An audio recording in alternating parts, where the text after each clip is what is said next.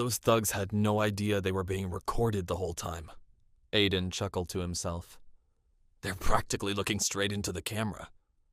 Now that I know exactly what they look like, it will be easy to catch them. It's one more weapon I can use to get my revenge on Derek. As Aiden scrolled through the security footage taken the night he was jumped by Derek's goons, he began formulating a plan. First, I'll take Daring Industries from him. And then, with the help of these goons, I'll destroy his reputation. When I'm through with him, Derek's career will be finished.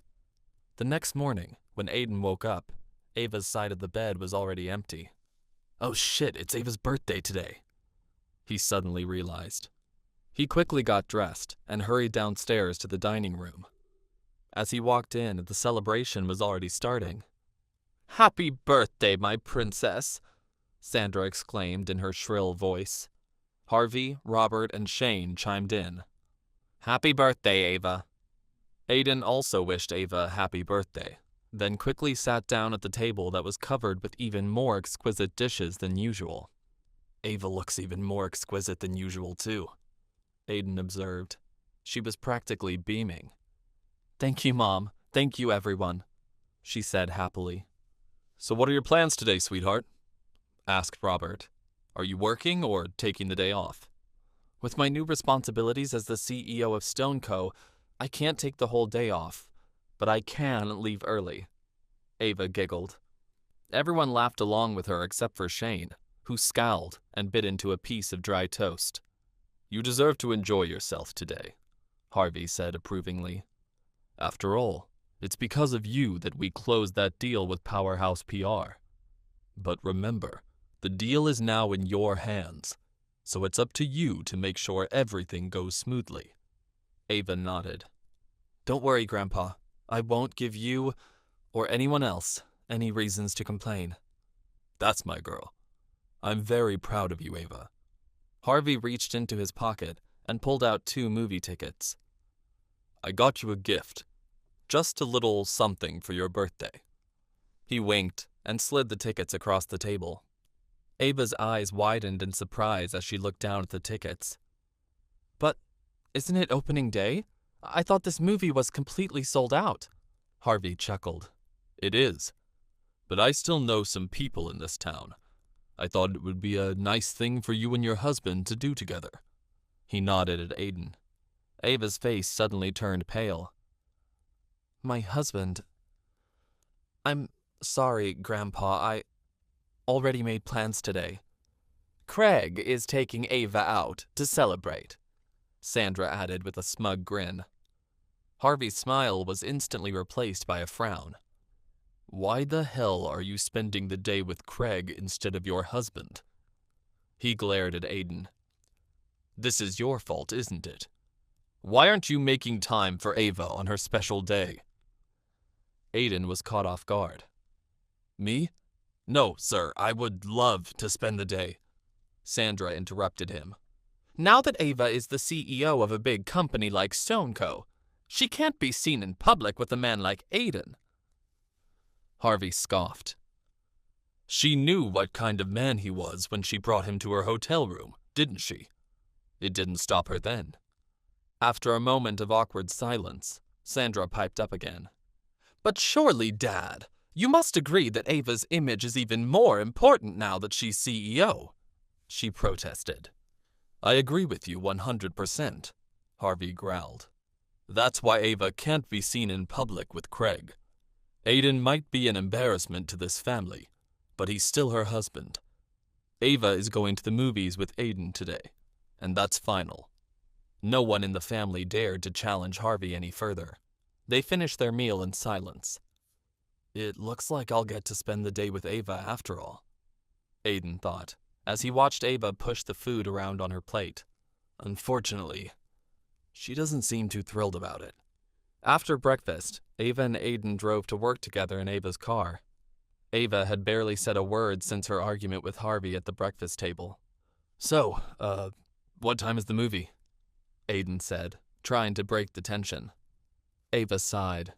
We're not going to the movie. I told you I already have plans with Craig. But you can go. Aiden's heart sank as she handed him the tickets. Oh, there's no use arguing with my grandfather when he's acting like that, Ava explained. But don't you think he'll be angry if he finds out you lied to him? Aiden worried out loud. Ava threw him an annoyed look. First of all, I didn't lie to him. I never said I would go with you. And second of all, he can never find out. Promise me you won't say anything. Aiden was quiet for a moment as he thought about how to respond. Fine. I promise I won't say a word. But just tell me one thing. What? Ava asked, gripping the steering wheel tightly. Is going out to lunch with that really worth the risk of pissing your grandfather off again? Ava huffed. I told you, Craig's not. Agree to disagree, Aiden replied, folding his arms over his chest. I just don't get why you would risk everything to spend time with Craig, when we could have fun together. Ava suddenly slammed on the brakes and pulled the car over to the side of the road. Listen, Aiden, it's none of your business. It's my birthday, and I'll spend it however I want, with whomever I want. Aiden held his hands up in front of him. I'm not trying to tell you what to do. It's your decision. I'm sorry if that came across the wrong way. Ava sighed and buried her face in her hands. I know, it's not your fault. My grandfather just makes me so mad sometimes. I swear he's still living in the dark ages. He can be pretty controlling, Aiden agreed. He didn't even ask me if I wanted to take you out today. Ava looked up at him. Do you? Aiden nodded. Yes, I do. I told you, Ava. I have feelings for you. I have feelings for you, too. Ava bit her lip and turned back to face the steering wheel. But it can never work out between us. I just know I won't be able to get over the way we met. I have to think about my future, Aiden. And that means I'm going out with Craig today, not you. But I can't even remember the night we met, Aiden sputtered. How can you hold it against me if neither of us really knows what happened? Ava scoffed. There's no way I would have invited a delivery boy into my bed. You must have found my door open and snuck in. I really don't think I would do something like that, even if I was drunk, Aiden insisted. I'm sorry, Aiden. There's no hope for this relationship. Do whatever you want today. Just stay away from me and Craig. And don't tell my grandfather, Ava said coldly. Aiden felt as if he was being stabbed in the heart. I can't let her see me like this. Thanks for the ride, Ava. I can walk the rest of the way. Happy birthday. He opened the car door and got out. As Ava drove away, Aiden's thoughts were racing. He shoved his hands in his pockets and continued down the sidewalk. What if Ava was right? What if I did go into her hotel room that night without being invited? I really don't think I would do something like that, but I was so drunk I can't remember. Still, I can't blame her for being mad at me. Suddenly, he heard a familiar voice behind him. Aiden? Is that you? Aiden turned to see Charlotte pulling up to him in her car. Hey, Charlotte. What are you doing here? He asked. I'm on my way to work. What are you doing here? I'm on my way to work too, Aiden replied. What a coincidence. Hop in. I'll give you a ride. Charlotte unlocked the passenger door, and Aiden climbed in. I didn't know you had a job, Aiden told Charlotte once they were on their way. Of course I do, silly, she giggled. Why are you walking around with movie tickets in your hand? Aiden looked down. He had completely forgotten that he was still holding the tickets Ava had given him. Oh, it's a long story. I was going to see the new Mission Tomorrow movie, but my date canceled on me last minute. Charlotte's mouth fell open. You have tickets for Mission Tomorrow? I'm dying to see that movie, but it's completely sold out. Why don't you take me instead? I don't know if that's a good idea, Aiden thought. Ava might be mad at me if I go to the movies with Charlotte, but she did tell me to do whatever I want. Will Aiden go to the movies with Charlotte? Will Aiden and Ava ever find out what happened the night they met? Your date really canceled on you? Charlotte tousled her hair flirtatiously. Well, I've been dying to see that movie. Why don't you take me instead? Aiden looked over at Charlotte, who had just picked him up in her car. He hesitated for a moment, not sure how to respond. Charlotte blinked. What's wrong? Is someone else on your mind? Aiden shook his head. No, that sounds great. I'd love to take you to the movies. I just have a meeting this afternoon with someone at Digicorp, but I'm free after that. Charlotte smirked. I know. Aiden raised an eyebrow. What do you mean you know? Your appointment is with me. Wait, Aiden's head was spinning. You work for Digicorp? Charlotte nodded. Yes, it's my company. Well, great, Aiden said, once he had recovered from the surprise. I guess you really do have a job. Let's meet at my office, and then we'll go out to the movie after. How does that sound? That sounds great to me. Charlotte blushed slightly. Charlotte drove Aiden back to SafeTech, dropping him off out front. As he stepped out of the car, Charlotte waved at him. I'll see you later at our meeting. Looking forward to it. She smiled flirtatiously, speeding off. Aiden waved goodbye. Suddenly, Aiden's Tiger Group phone rang with a call from Derek Klein. Aiden smirked to himself. Let's let him stew a little bit longer. He declined the call and headed inside the office. When he stepped out of the elevator, Tina approached him, clutching a handful of files and paperwork. Good morning, Aiden. Give me the updates, Tina. They walked and talked as they headed for his office. Well, first things first. The people at Laurel's Collective wanted to speak to you today. Should I pencil them in for 4 p.m.? Aiden shook his head. No, I'm busy today. Try tomorrow. As he entered his office, his phone rang with another call from Derek. He declined the call again, smirking, and sat down at his desk. Tina sat down across from him. I'm meeting with Charlotte from Digicorp today at 3, so I need you to pull our financials so I can present them to her. Plus, I'll need our latest inventory numbers. How did we do with our last batch of cameras? Tina shook her head, dejected. A little bit slower than we had hoped. We only managed to produce 10 cameras yesterday. Aiden grimaced. Okay. Do whatever you can to get production to speed things up. We need to be producing at least double that. Tina nodded. Very good, sir. She left, returning to her desk outside his office. Aiden's phone rang again. He looked down at Derek's name on the screen and rolled his eyes. I guess I've left him in suspense long enough. Finally, he picked up the phone, switching on the voice modulator. Hello, Derek. Derek's stammering voice came through on the other end of the phone. How did you know it was me? Aiden chuckled. Maximilian told me to expect your call. Right. Derek continued stammering, barely holding it together. Well, Tiger, sir, I'm sorry to have to call you directly, but I wanted to talk to you about the shares that the Tiger Group has pulled from Daring Industries. You see, Maximilian told me. Was Maximilian not clear on your instructions? Aiden interrupted him, assuming a brooding air.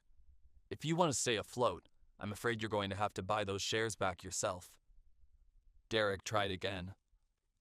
Look, sir, I think there's been some kind of misunderstanding. Whatever I did to make the Tiger Group angry, I want to fix it. Please, can we just meet in person and talk this through? Aiden shook his head. No, I'm afraid that won't be possible, Derek. Derek fell silent for a moment. Aiden stood up, pacing back and forth in his office. I'm afraid the only way to get things back on track between Daring and the Tiger Group is to buy back those shares within 2 weeks. If you can't cough up the funds by then I'm afraid we have nothing left to discuss. Derek continued stammering. But please, sir, you don't understand. Getting those funds together in such a short amount of time is going to be, well, nearly impossible. If we could just have a little more time. No, Aiden interrupted him. That's not an option. You want to stay in business? This is what it takes. Aiden smirked for a moment before continuing. I also happen to know that you're in business with a man named Craig, who also has a vested stake in the company. Is that correct? Derek faltered.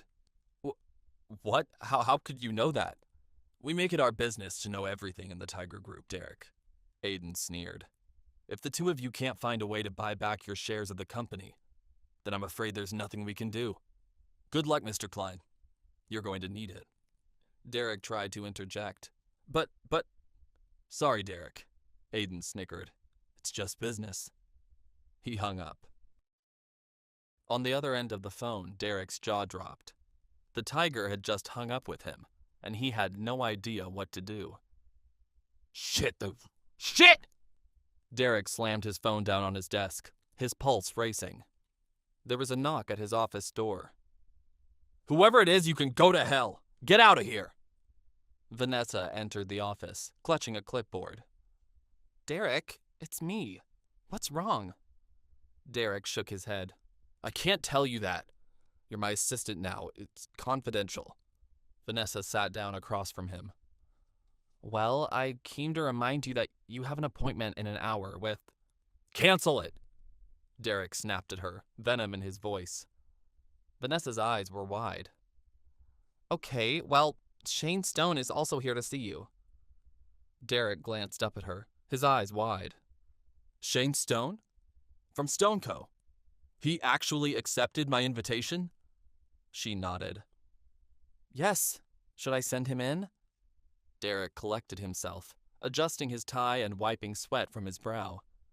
Yes, send him in. Hold my calls. Vanessa nodded, leaving the office. After a few moments, she returned with Shane Stone, who strutted into the office, sitting down and kicking his feet up on Derek's desk. Shane clicked his tongue. Well, Derek, you look like shit.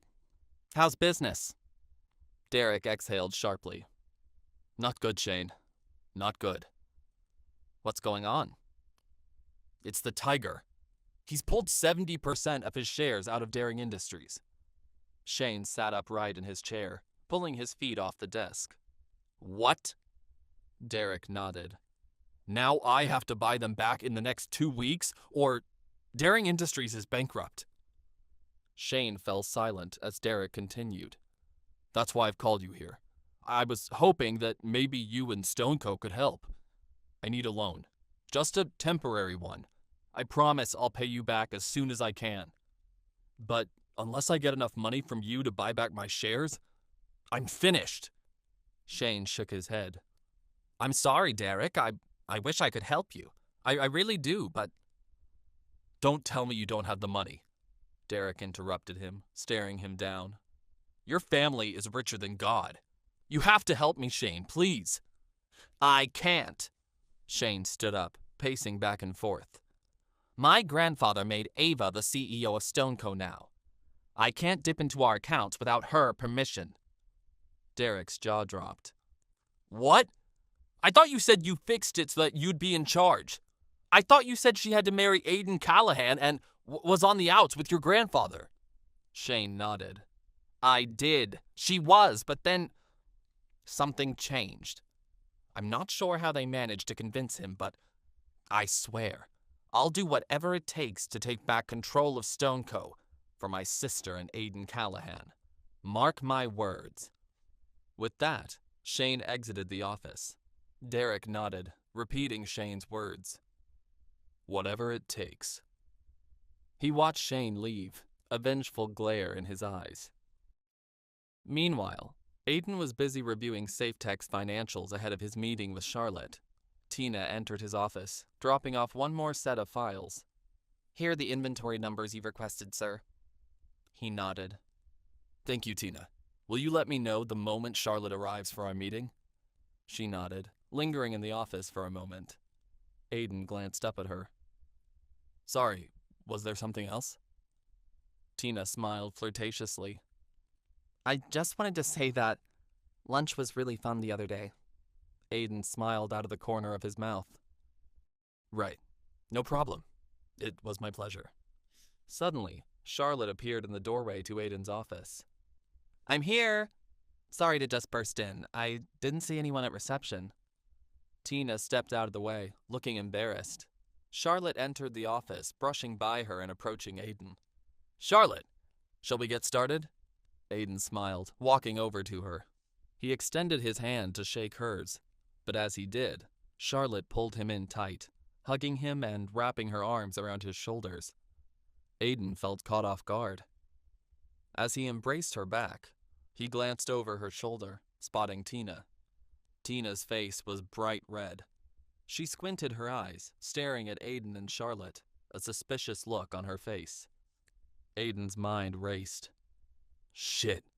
How do I explain this to her? How will Tina react to seeing Charlotte and Aiden together?